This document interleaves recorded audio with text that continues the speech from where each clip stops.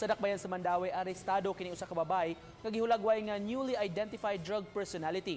Ang mitaliwan nga bana sa dinakpan giingong paryente og sinaligan sa dako nga drug personality sa Southern Cebu. Ani ang report.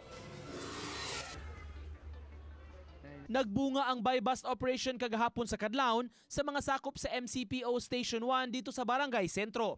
Arestado nila si Alma Palermo, 46 anyos, dihang padung na kini sa ilang panimay.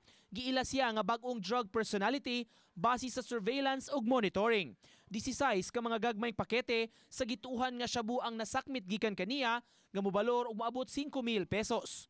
Matud sa hepe sa Station 1, moabot sa 5 ka mga dinakpan sa ilang buhatan ang mitumbok kaniya. Kada may madakpan dia ang ngalan ni Alma ang makuan. Yes, sa sentro? Oo, sa sentro. Hasta ang barangay.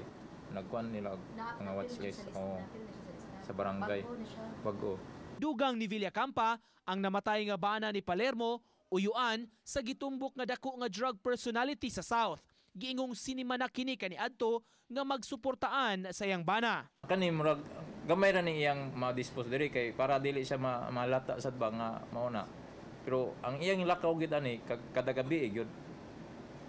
Na unsa man siya manguna og kanang hatag? Oo. Hatod? Oo, pero magpanugo sa ngadto size siya gid mo palit gid ngadto. Mo pick up. Ay taga-Carbo man siya. Si Palermo nga gitanggong sa MCPO headquarters, mihimakak nga namaligya siya o gidiling drogas. Naangkon ko nga mo gamit ko. Wa ko dinay pagkamatis kong bana kay depress ko. Pero mo gamit ko sa balay man kanang pang maglimpyo ana. Pero wa ko mo angkon nga wa gid man mo angkon ko di man ako. Di man gyud kam transparent pa ko pagkataong. Di gito ako. Diyos Ginoo ko dato importante ko dakoy kwarta. Sa pangutana kabahin sa dakong drug personality nga paryente sa iyang bana, matod sa dinakpan, wa man to nakapila-pila ni gusto tong baboy ra siya. uban ni Godfrey Relien, Nico Sereno, Balitang Bisdak.